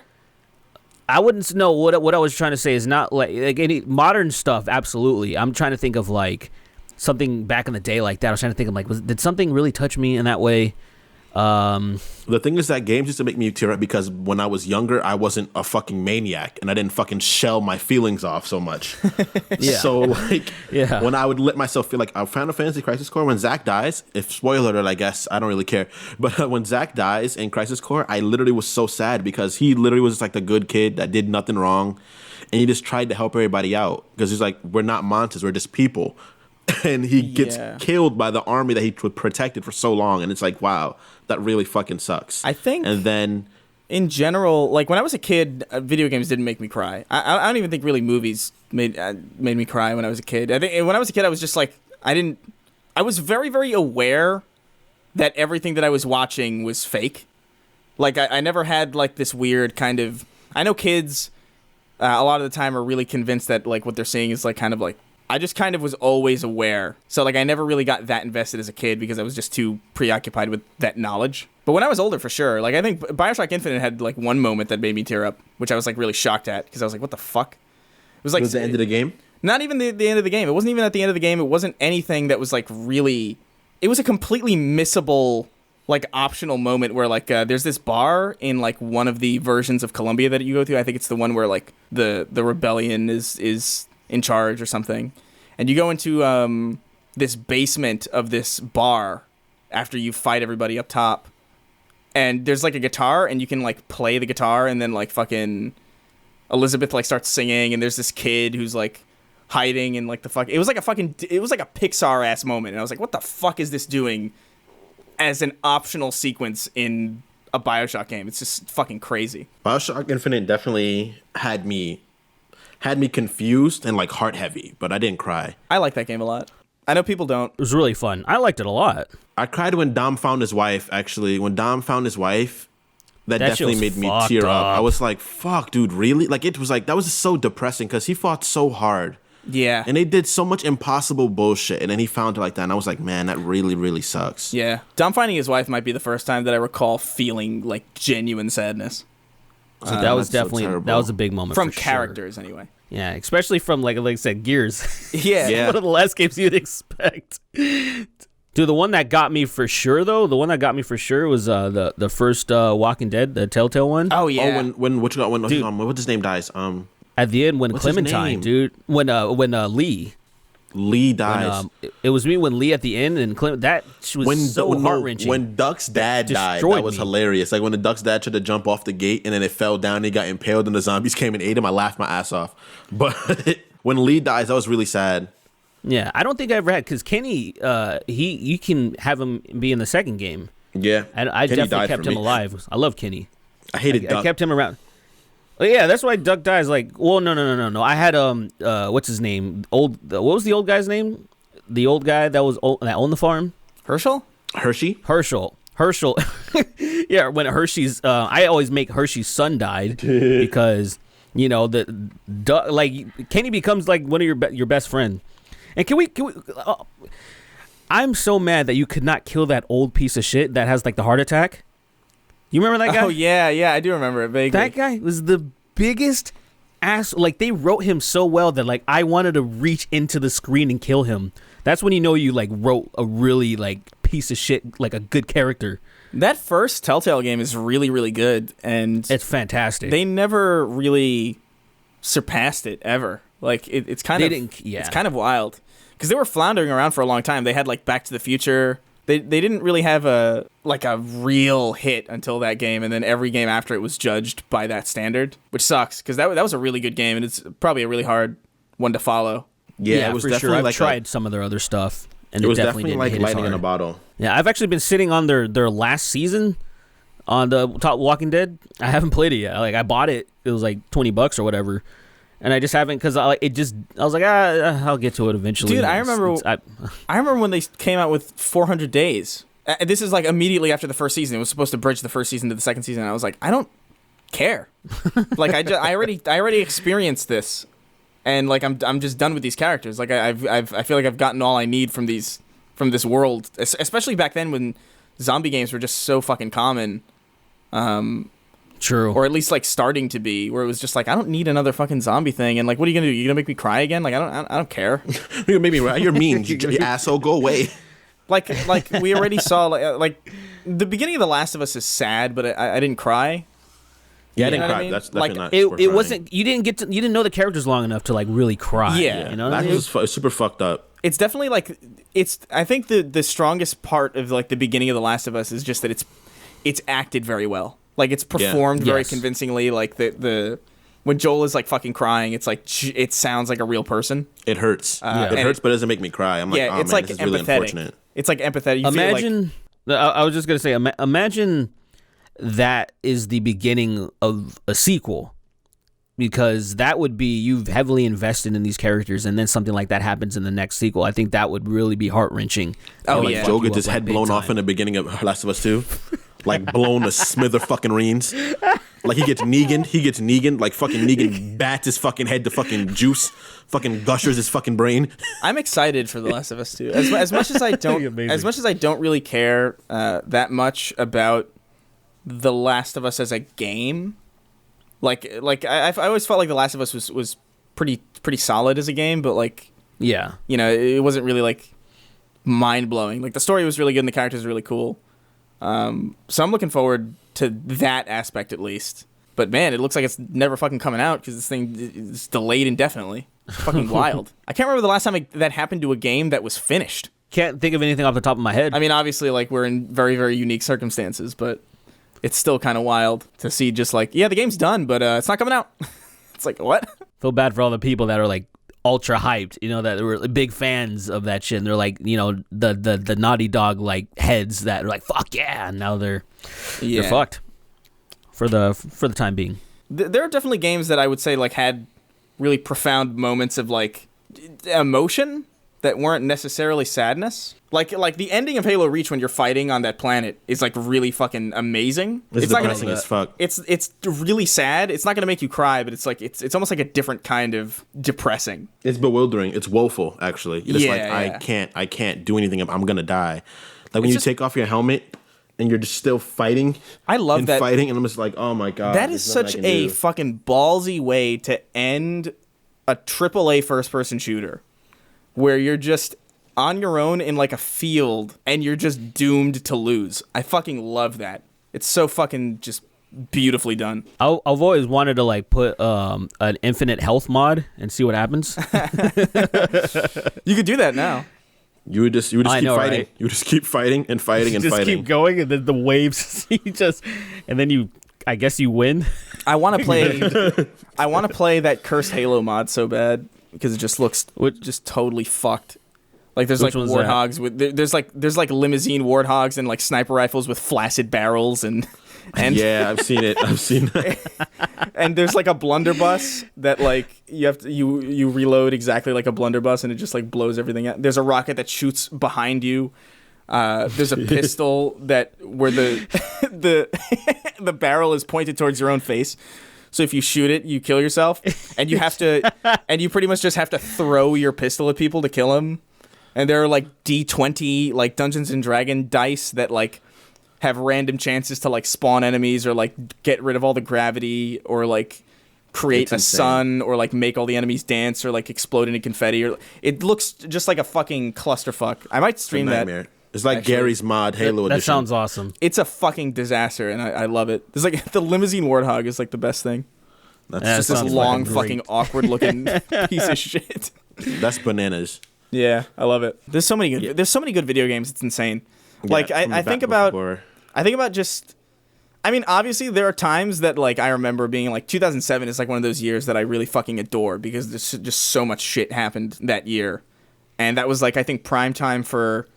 You know, Xbox Live and like the environment of just being online gaming. Yeah, online gaming was just like I think that on console specifically is like that time was like primo, like 2007 to 2009, where people weren't just kind of in Skype chat rooms or party chats, and you know, people were just always on the mics and just talking shit. It was a lot of fun. Yeah, classic. But I don't know if you could say that just by virtue of how time progresses. I just don't think you could say that you're ever in a better time for video games than the time you're currently in. Because you just have access to all the new shit and everything else that came before it. Yeah, you always have the infinite amount of video game shit you can listen to, you can like absorb. It may not hit the same way it did before, but it will definitely still be able to feel it. So yeah, man. Like I had no idea that I was going to like Final Fantasy VII this much. It's a great game. Yeah, it is. And particularly the new way they're telling the story is fantastic. It's really good. I haven't played it yet, but I'll get to it. I mean, did you play the original? I didn't finish the original. I kind of liked it, but when I got more into 8 because that was when Squall. 7 was a little bit before when I was really paying attention to Final Fantasy, and Final Fantasy 8 came out and it looked pretty interesting. I liked that Squall sword gun. That really intrigued me as a super fucking edgy. kid. It was super edgy and awesome. I loved it and, too. I remember I had a lot of fun with that one. I remember my first summon was that weird pterodactyl thing, and I named him Sexy Thug. I had a good Sexy time with that thug. guy. Oh Yeah, my I had a good fucking time with God. that guy. So I think 8 and 10 are the only ones I ever finished. And then I just usually dabble with them. Even same thing with 15. I play them and then I just kind of like I don't have time. These games are too fucking long now. I'm kind of the same way. Like I was never a Final Fantasy. I just was never really that big into turn-based stuff. Like so I didn't get involved with that shit until way later. Like probably like 2013 was like the first time I really said, all right, I'm gonna try and like these kinds of games. And I found like a Child of Light was like the first one that I played that was like really, really that grabbed me. I was like, oh, this is good. That game was really solid, and I was like, all right, well, maybe I'll like this. And Final Fantasy VII, I played only like a little bit of it, and I didn't really like it. But one thing that I always like adored about it was like the soundtrack. The soundtrack of that game is fucking incredible. It's top tier. It's like one of the best, period. Like it is still like I have no real nostalgia for Final Fantasy VII at all. Like it is completely absent from my time as a child. I have no memories tied to it. There's no feelings tied to that music from childhood. Nothing. I heard that soundtrack in I think like 2010 or 2011, and it was fucking still incredible. Yeah, it's great. And I was like, damn, this is amazing. Like, I don't like this game at all. I don't care about it at all, but this is fucking... I feel like it's the same way that people feel about Halo, honestly. Like, there are a lot of people who like, oh, man, I'm not really into it. It's like, oh, whatever. It's like, it's a mediocre first-person shooter, but I don't think anybody would... I don't think anybody on the face of the earth would suggest that the soundtracks of those games aren't fucking incredible. Okay, wait, I have a question. So, if Arbiter dies in Halo Infinite, would you cry? I would cry. I might. I'd cry tears. I don't want to talk about this. Let's move on. I'd break down. Straw Cab. I'd shave my head. I would brand myself in solidarity. Oh my God, just like him. Yeah. I was actually that was the first tattoo that I was gonna get. His mark was the mark of shame. I was gonna get it like on one of my arms or something, but that might have to be the move for me, honestly. Straw Cab wrote in, "Hey, Thing 1, Thing 2, and Thing 3. I recently heard about the guy who finished all 3 Dark Souls games in a row without being hit, and it blew me away. Got me wondering, what are some insane gaming feats you've done or seen?" There was one time where I was playing Halo 5 out here with you, and I rocket launched some guy in the air. Dude, I think that's and I did that by mistake. That's pretty basic. You know what? I'm thinking that dude that we were watching, the Street Fighter guy who parried all those fucking kicks. Daigo, that's legendary. That's something different.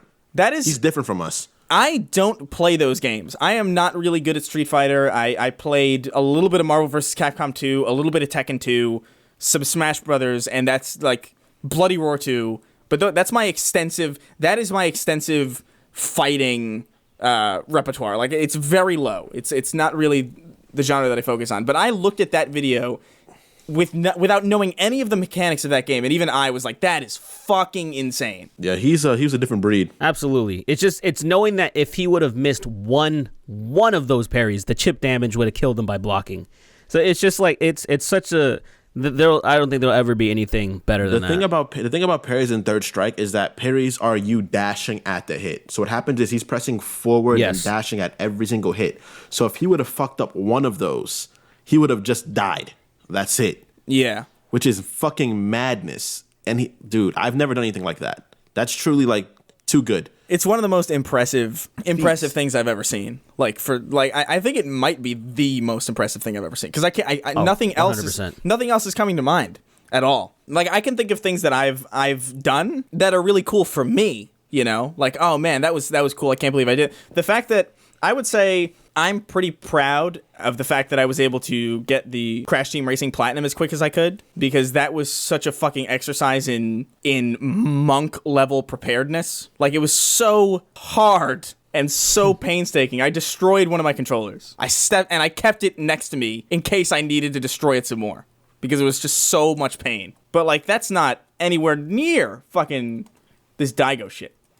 Like, I just couldn't. Yeah. I could not believe that when I first saw it, and I still really can't. Yeah, I can't. The closest thing, because you mentioned Dark Souls, and the funny thing is, I think that dude popped up in my recommended of the guy that not getting hit, and because I think if it's the same guy, because I saw a guy, he did something not getting hit, and then he also did just for a second, just maybe a couple weeks ago, and I looked up something and it popped up on my recommend, and I was like, dude, that's fucking. I just don't have time for that shit. That's crazy to even try to do shit like that.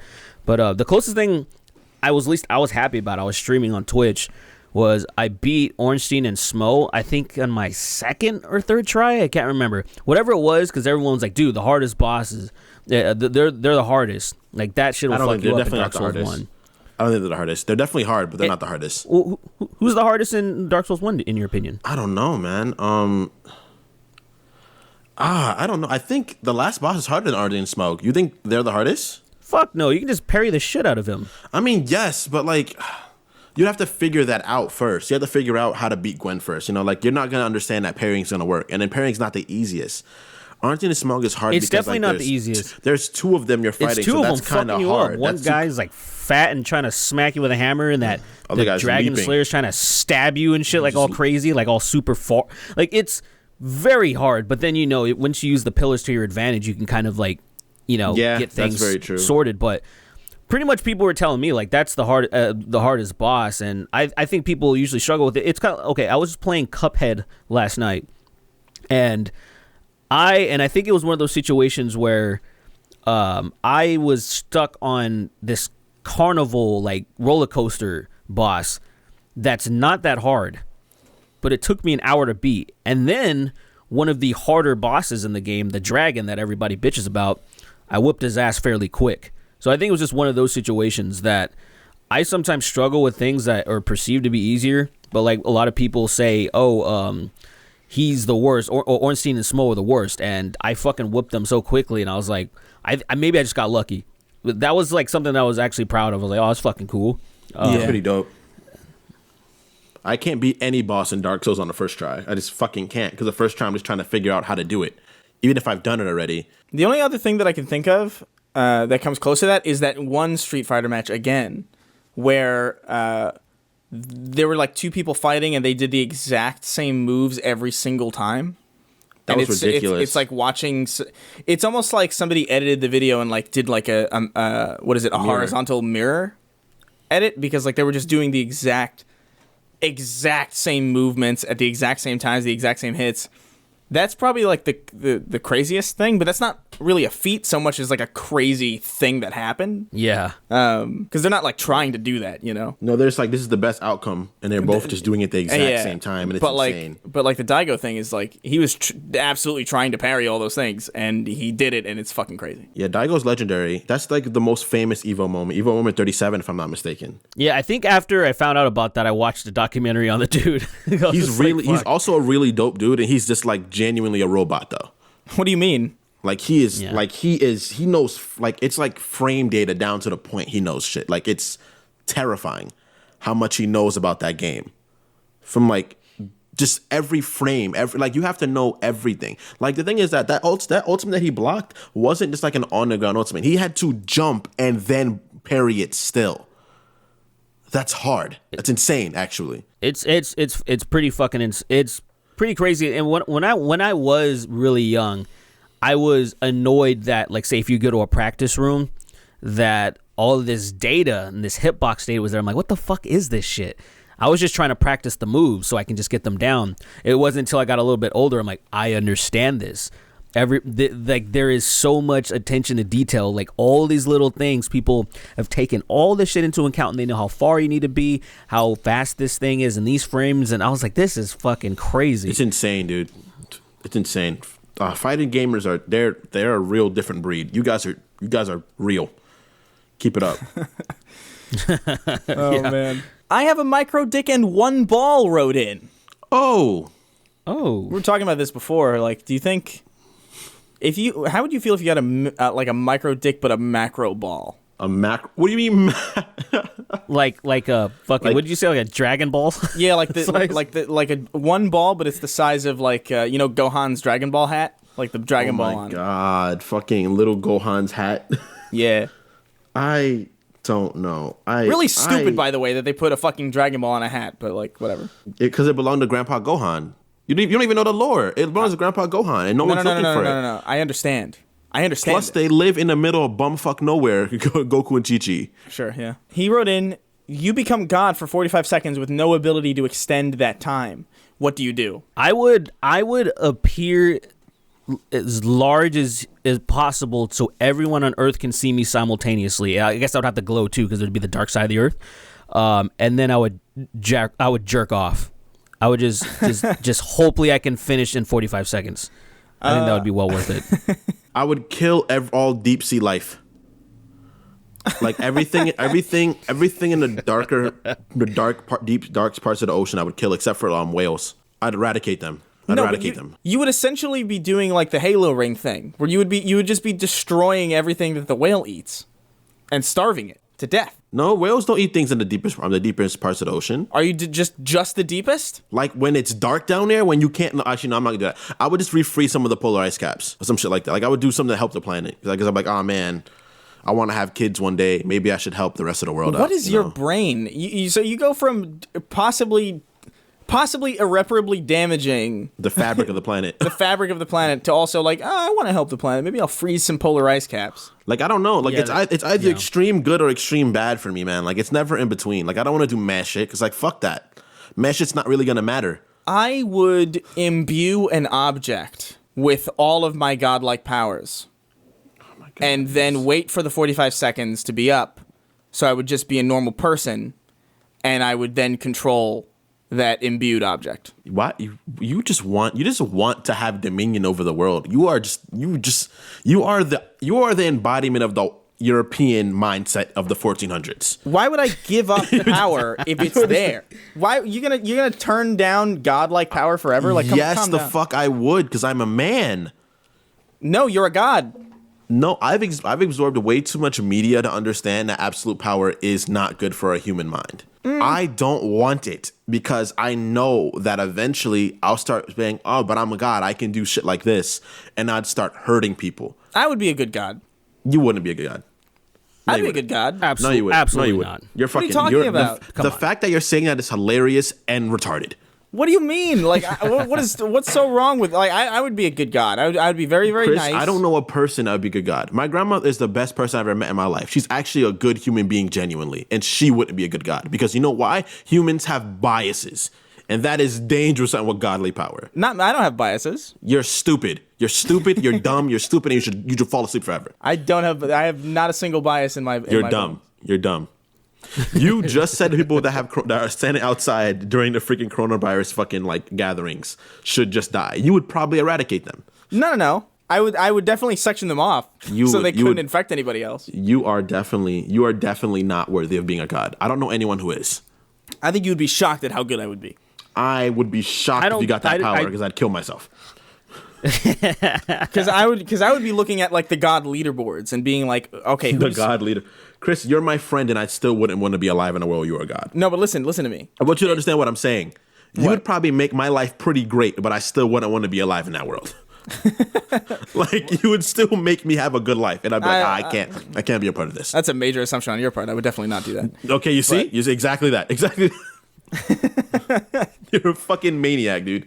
No one deserves godlike power, and if you get it, you should kill yourself. Honestly, as mundane of an answer it would be, I would probably just try and pour my biases into the Halo dev team.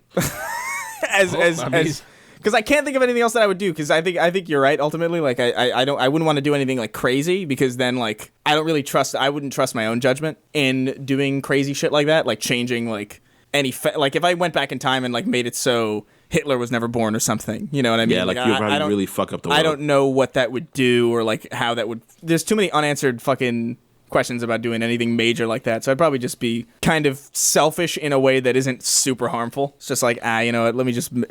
If anything, I'll just give myself the game that I want. I would just like try to fix the planet. I'd be like, hey, let's just like, you know, I'd get rid of COVID-19 or something like that, or I'd do something to like help the planet, or I would do some fuck shit. I just don't understand the logic behind that. Because I am the exact embodiment of a good person and a fucking monster at the same time. Well, I'm not a monster. I'm not that bad, but I'm just like wild, you know. I'm chaotic, so I want shit to. You're just so you compliment yourself so often. Yeah, because I'm a fucking maniac. I guess so, yeah. Just CM wrote in, and he says, "What's the stupidest excuse you have ever given someone about anything? When I was a teenager and I forgot my girlfriend's birthday, I told her I had to throw her gift out the window because I was afraid my parents would find it. Funny thing is, she believed me and told me not to worry about it since I had already spent money." What a piece of shit. That is wild. That's so fucked. One time, my grandmother was like, "Kingston, you got to be home at this amount of time." And I was like, "All right, cool." And I came back at like 3 a.m. And she was like, "Do you know what time it is?" He was like, "It's 3." And I was like, "Really? I didn't know." And I said that. I said, "Oh, really? I didn't know it was that time. That's crazy." When I was a kid, we had this crazy like bouquet of fucking chocolate. I think it was like 10 or something, or like maybe 8 or something, like one of those. And I snuck into the kitchen at night and ate all of it and threw all of it away, like all the wrapping and everything. And when my parents woke up, they were like, did you eat all the chocolate? Why'd you do that? But I argued consistently that the world is unknowable and it's probably a ghost of some kind. You're just a manipulator. You're just a fucking mastermind entirely. Like I never made someone's brain. Because why would I lie about it? It's just, it's just chocolate. If I ate the chocolate, I'd say I ate the chocolate. It's not a big deal. It's just chocolate. But I didn't eat the chocolate. Why would a ghost eat chocolate, though? Well, there's no evidence that it was eaten. It's just missing. I can't deal with you. I can't. But that you think that's what ghosts do? They come back? I don't know. I was a child, man. Great I actually what I did too was like I rearranged the dishes and I like opened some of the drawers. Oh my god, you are actually a fucking maniac. I made it really like I You literally fucked with your parents' psyche. You literally made your parents believe that they were fucking haunted just to eat some fucking chocolate. You are a demon. Good. They were good. They were like you truffles. are the demon. Look, unless they're fucking turtles, the fucking chocolate turtles, which are by far the best chocolate ever. They were They're chocolate fucking turtles. Fantastic. Okay, that's a little special.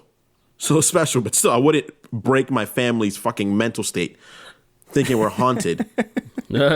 Oh my god, you demon. I pretended like my grandmother tumbled down the stairs to get out of a date once. Oh my god. So have I. So have I. What is wrong with you two? I literally pretended Putting my your grandmother was grandma's- sick. My fucking healthy ass grandma at the time was like, "Oh, my grandma's sick. I can't make it today." And she was like, "Oh, it's fine." And I was like, "Cool." And you know what I did? I went on a date with another girl. That's fucked up. That's fucked up. That was super. It's not good. It's not. I know. It's really not good. I was definitely not a good young man. The dead relative thing is a pretty I remember, I can't even tell you how many times my dog died in science class. Oh my Because god. I forgot my homework and I was just like, "Oh man, I can't." The My same fucking- class, my dog died again. Yeah, it was like every week my dog would die. How many dogs do you have? Only one, but he keeps coming back. He keeps coming back and dying. At this point, I shouldn't be relying on it staying alive anymore, but I can't give up hope. Jesus Christ. Now's about the time to wrap things up. Yeah. Hopefully you guys Wow. enjoyed this drunken stupor almost. I feel bad. terrible. I feel sick, honestly. Like I don't feel good I'm at all. starving. Like I feel weak. Yeah, I'm getting like the hunger sweats. Let me guess, you guys gonna get Gus's fucking chicken or what? Yeah, I already ordered Gus. It's gonna be here like in minutes. Oh, really? Yeah.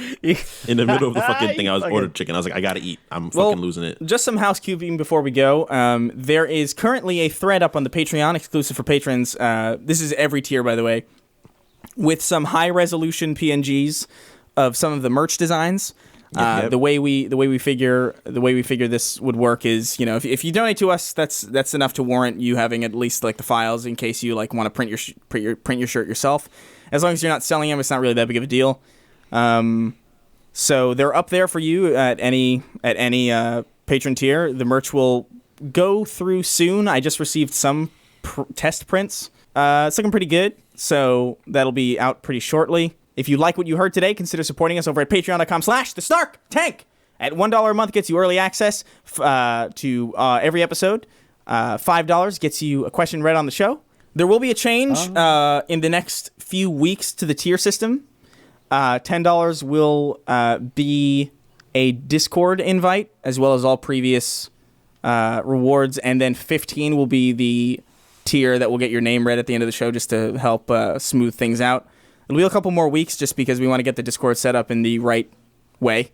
Yep. Because I'm just a fucking idiot with Discord. Like it's just such a clusterfuck of an app, and I hate just dealing with the back end of it.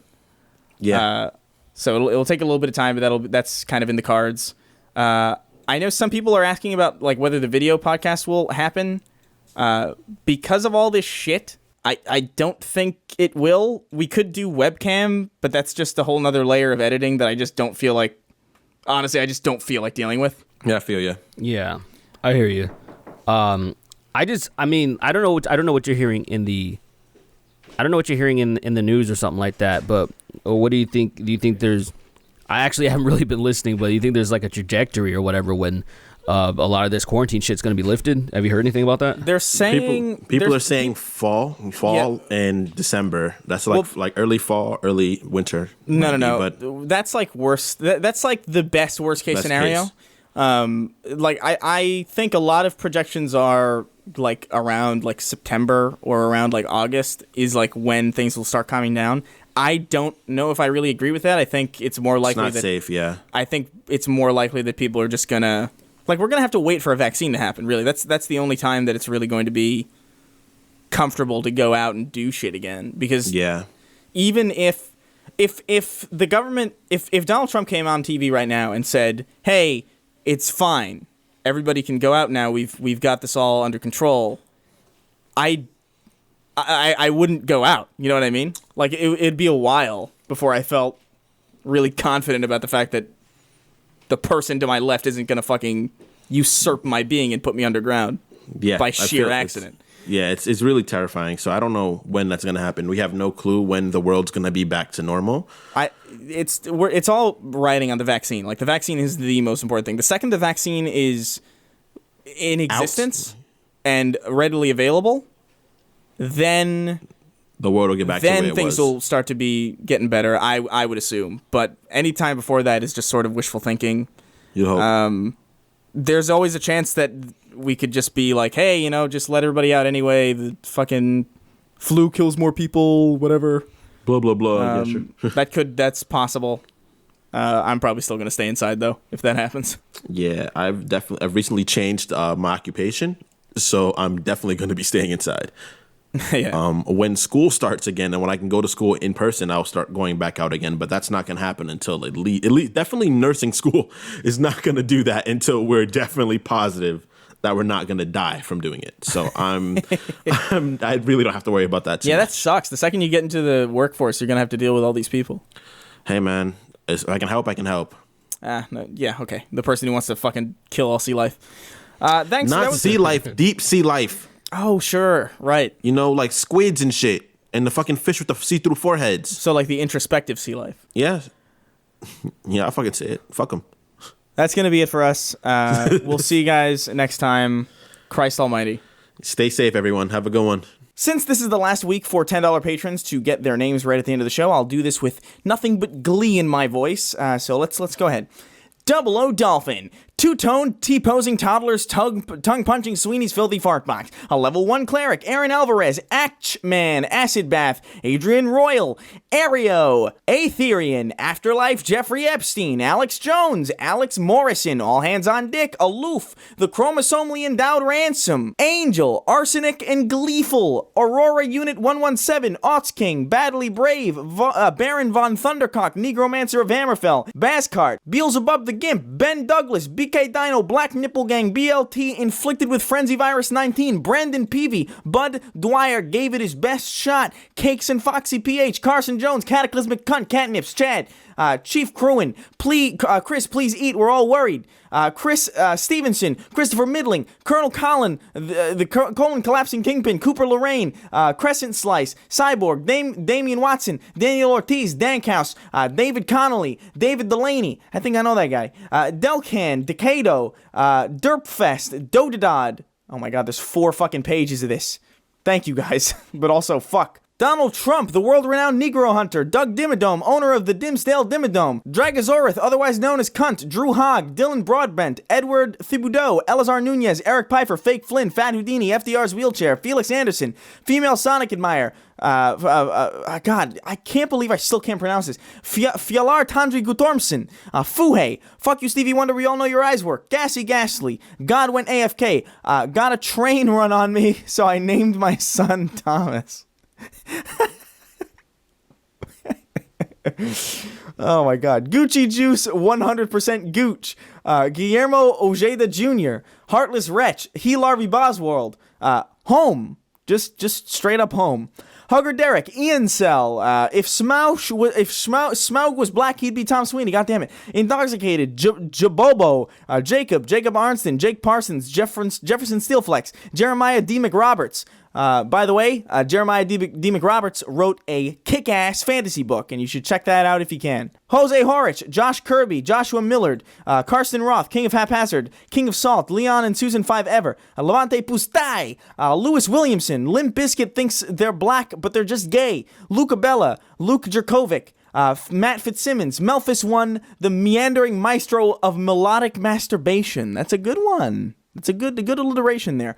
Merrick Freeshot, Mike Gates, Mike Petit, Mitchell Blackwood, Moto Zealot, Mr. H.R. Hebrowski, Negroid, Nicola Temple, Oliver Troxel, Papa John, Polio Pussy Got Me, Disabled, a.k.a. Charles Barkley, PP Extendis, Progerian Rectal Homicide, R. Kelly's Premium Lemonade Stand, Richter 86, Rumple Foreskin, nice, classic one, Rushanish, Rusticity, Rusty Kuntz, Ryan Preciado, Samuel Lathrop, Sentient Condom, Sergeant Sweaty Sack, Sharlock 93, Sideshow Bob's Body Double, Stipe, Myokix, Immigrant Mentality. I don't even know what that is. Sonny Chance, Sweeney Tom, the effing barber of Eat Street, Sweeney's Magic Weenie, Sweeney the Kawaii Waifu, Stitz Rijkema, whatever the fuck. God damn it. You boy, Steets. Taeon, Tarkon the Hippodrake, Darja IBW, the Boneless One, the Cosmic Hippie, the Dreamer and His Shadow, the patron formerly known as Registered Vex Offender. Fuck you, Patreon. Don't change my name again or I'll eat your teeth. Good God, that's a name. The Progerian Hunter, the Invisible Skeptic, The Job is Dick, Toby Shootman, Tom Sweeney's Wakandan sex slave, Tahatimus Prime, Triple Question Mark, Troy, Umberman, very good. Well, Mrs. Lincoln, other than that, how did you enjoy the play? Wesley Hill, White Tom Sweeney, Winnie, Yasleen Clemens, Yummy, come inside my tummy, Zach Siegworth, and Zachary Daniels. That is the last time that the drop of name listings will be this long.